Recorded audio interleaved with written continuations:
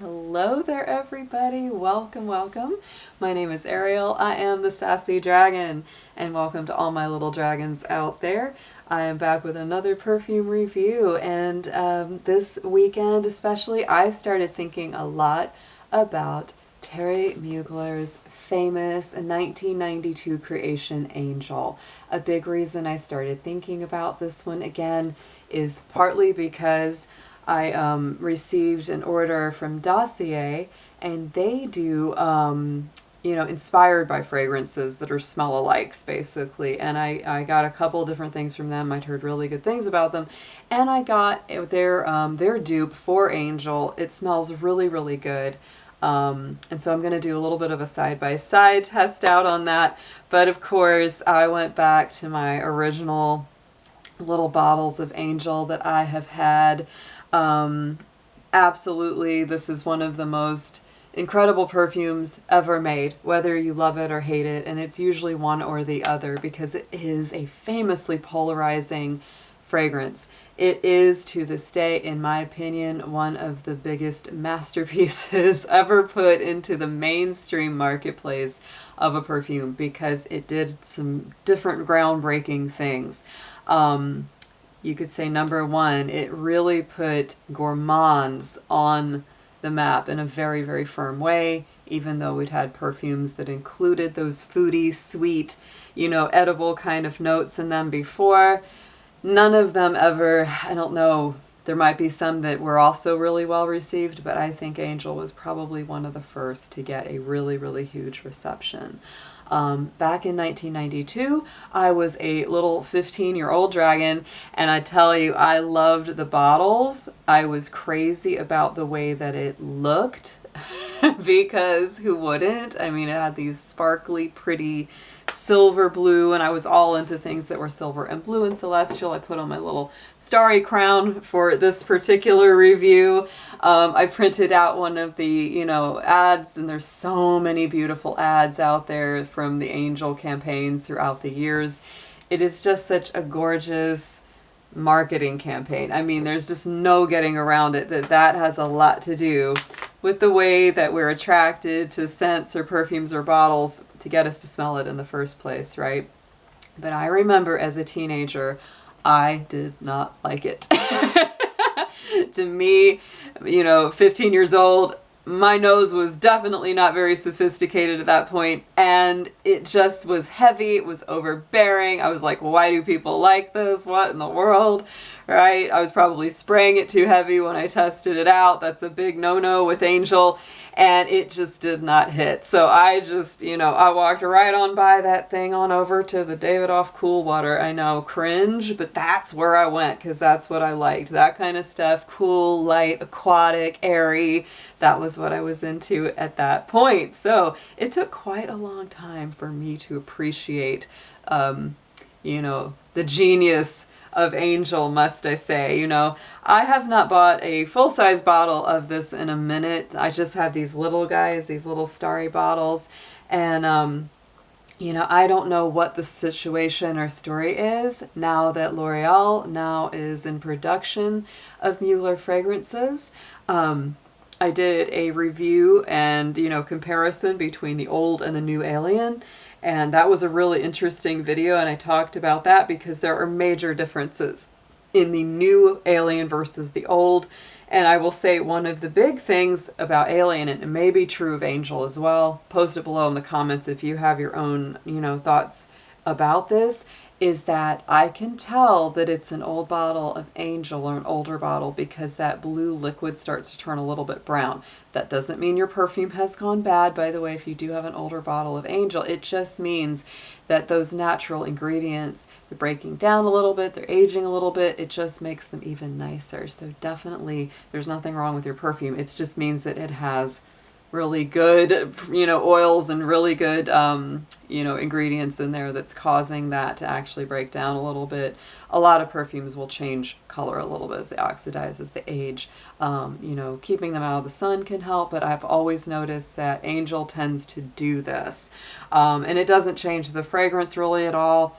It's just the way that the color goes. And so I'm curious to see if the new bottles of Angel have the same aging process to the color, because my new bottle of Alien is not doing that, whereas the older ones definitely did. They definitely darkened over time a little bit. So getting into this one, the other reason besides getting this, replica of that scent, the other thing that of course made me think of Mugler in the first place was his birthday anniversary is coming up this week. He was born on December 21st, and what an incredible person he was. I started watching some of the old Mugler fashion shows from the 90s. Oh my goodness, folks. This was a person who really put so much of his unique spirit and vision out there. Definitely groundbreaking, way, way ahead of his time in the fashion world, in the perfume world. Definitely not afraid to take risks. Not afraid to include people of all walks of life and persuasion in his shows, which just made it almost feels a little bit like a celebration, a little bit of a party when you watch his Runway, because it's just, I don't know, you get a sense that, I know there's a lot of joy, there's a lot of fun being had in there too. It was more than just a cold walk down the catwalk. Like, people are really getting into it, and it's just something that was very unique to him. What a cool person. I mean, in every aspect of his life, Manfred Thierry Mugler is definitely missed. It hasn't even been a year since he passed. That happened January 24th this year, early this year.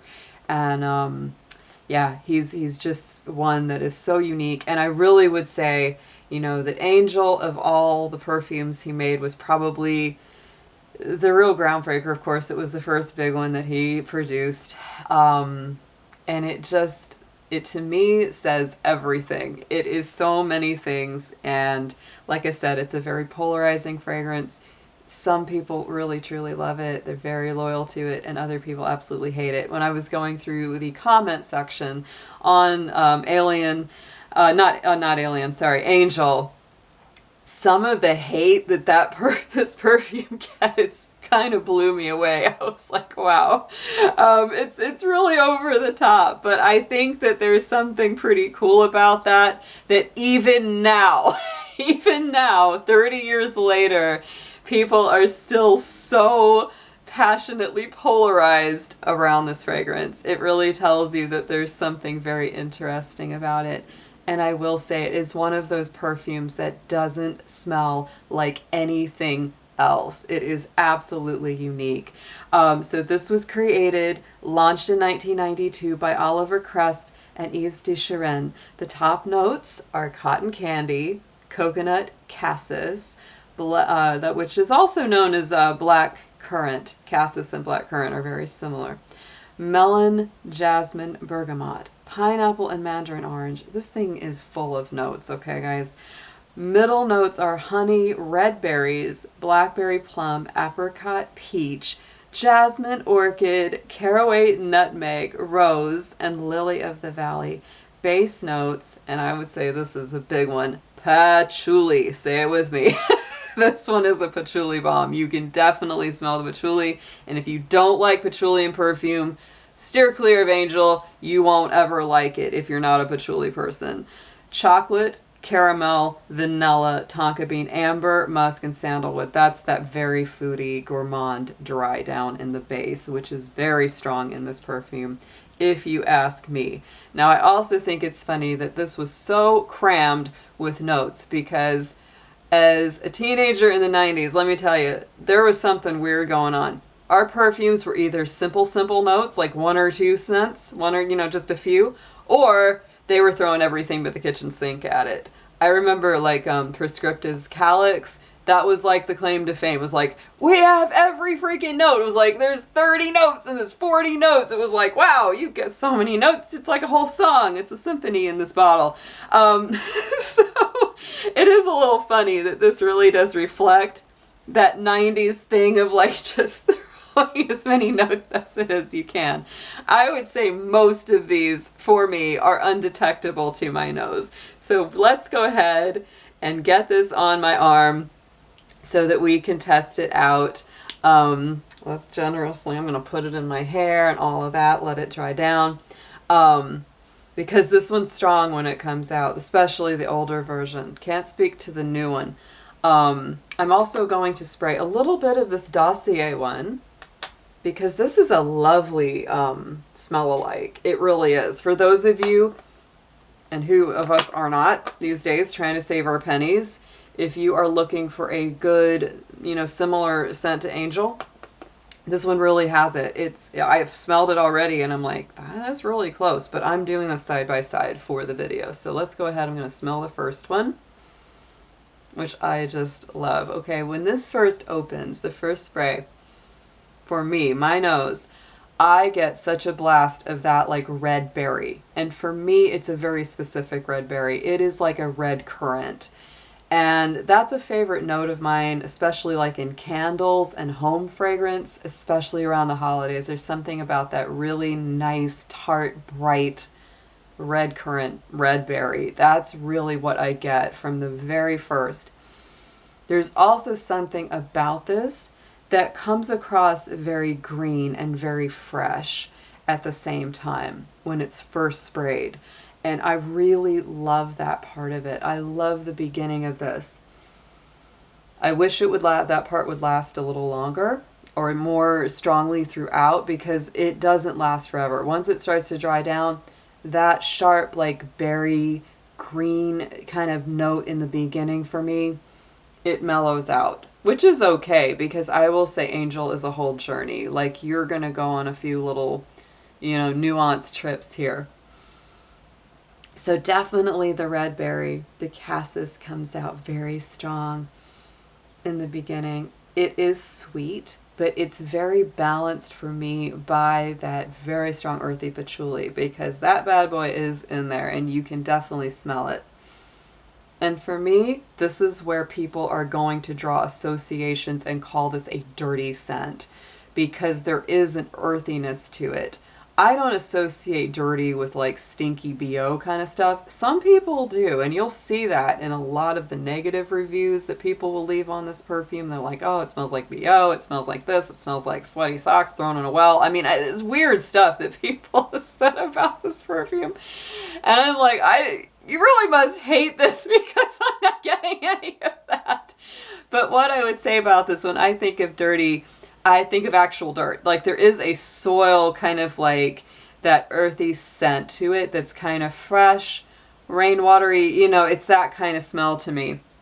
It's like being, you know, close to the earth. And that's what patchouli has in it for me. But I don't really see this as a dirt smell. It just has that earthiness. But again, like I said, if you just don't like patchouli, this is not the perfume for you.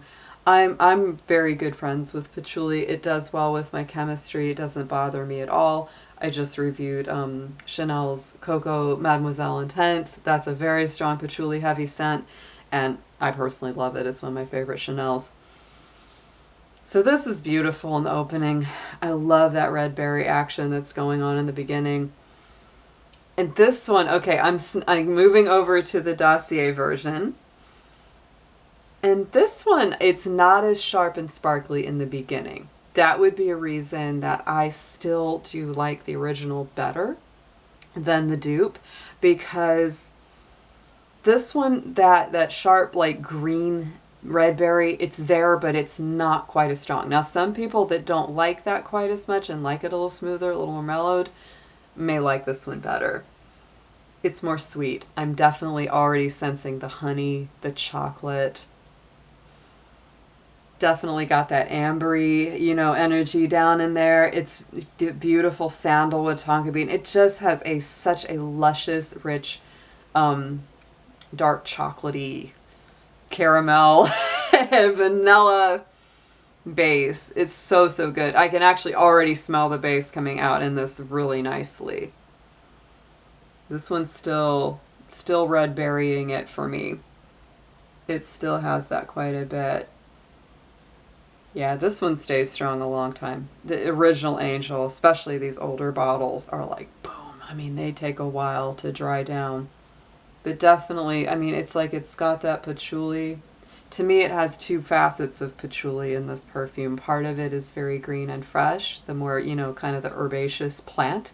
And then you also have that more earthy, almost vetiver-like soiliness to it that has that really grounded base. To me, it ties in so nicely with the sandalwood.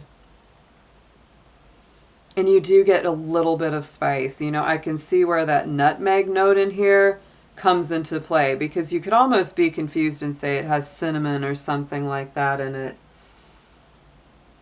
They both have that nice spice in them.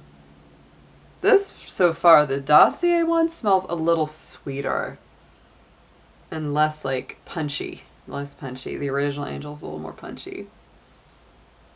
And you definitely get that sweetness in both. This is such a great scent. For those that love it, they're really going to love it. It's funny that we do have some, you know, floral scents in here in the middle. It has jasmine, orchid, rose, lily of the valley. But I'm really not getting a whole lot of the floral. I personally do not. The biggest things that come out for me are the red berries and the cassis, that fresh, you know, green patchouli, the earthy side of the patchouli, and definitely a big dose of that gorgeous gourmand base, which is that blend of the chocolate, caramel, vanilla, tonka, amber. So, so good, guys. This is such a beautiful scent. Really miss Thierry Mugler. He was amazing, is amazing. To me, this is the 90s in a bottle. It really is. It embodies such that spirit of the times. It's kind of loud, a little obnoxious at times, right? But if you hang out with it a little while, it chills out, and it's actually a pretty nice gal to hang around. It definitely, to me as well, I just feel that whole like goth club, dance club, underground music scene. It just feels like that for me. It's not completely deep, dark, and dirty, but it has a lot of that in there. And it also has, you know, those hits of light where you have the sweetness, you have the brightness of the berries, the freshness of the cassis. But it really is very, very specific to the person, not a safe blind buy. Definitely try it before you buy it. But I think if you haven't and you don't absolutely hate patchouli, you kind of owe it to yourself to at least once try Angel. It is amazing. It is not like anything else. It is, to me, yes, the unconventional masterpiece of the 90s. And I really hope so much that L'Oreal has not messed too much with the formulation, because it's a special one. It really shouldn't be messed with. It really shouldn't. Because we need some of those crazy polarizing, you know, unique perfumes out there on the market for us weirdos. Thank you so much as always, guys, for hanging out with me and smelling things along with me. If you have anything that you would like me to try out, as always, I do invite you to leave that down below in the comments. Let me know what you think. Do you hate Angel? Do you think it smells horrifying? Or do you absolutely love it? There's usually not too many people that are in the middle on that. I tell you, this is one long-lasting little critter. It's eternal like an angel, I'll tell you that. It is a long-lasting perfume. It doesn't take much. Spray this once or twice, daytime, you're good to go pretty much the whole day. You'll still be smelling it throughout the day. All right, and night, yes. So folks, I would say too, like, should I say seasons? I don't like to ascribe seasons, but I think it's obvious that this wears really well in the cool months because it is very long lasting. I would say if you're going to wear it spring or summer, apply it a little bit lighter, you know, and maybe a little bit before you go out. Otherwise you will be knocking people over with it. If that's not your goal, then spray with caution. Take care, everyone, and I'll be seeing you again real soon. Bye-bye for now.